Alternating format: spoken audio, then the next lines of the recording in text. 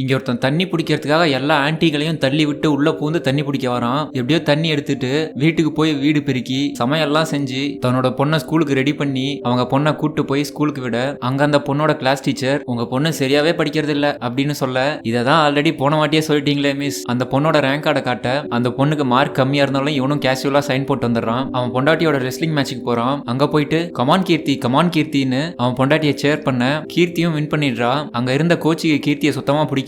ரெண்டு பேரும் பேசிட்டு இருக்கும்போது கோச் அப்படியே உள்ள வராரு கங்க்ராச்சுலேஷன் சொல்ல. ஆனா இவருக்கு அந்த பொண்ணு தோக்கணும்னு தான் ஆசை. அதனால அவங்க கிட்ட நல்லா பேசிட்டு திரும்பி பார்த்தா மனசுல வஞ்சத்தோட நடந்து போயிட்டு இருப்பாரு. அப்படியே வீரா வீட்டுக்கு வந்து அந்த ஏரியா ஆன்ட்டிங்களுக்கு எல்லாம் டான்ஸ் கிளாஸ் எடுத்துட்டு இருக்கான். அன்னைக்கு நைட் அவன் வீட்டுக்கு வர அவன் பொண்டாட்டி கீர்த்தி ஏதோ வேலை செஞ்சுட்டு இருக்கா. அப்புறம் அப்படியே சம்பவக்காரி சம்பவம் செய்யும் என் சந்தன கட்ட நீ தாண்டி அப்படின்னு ஒரு சம்பவத்தை பண்றாங்க.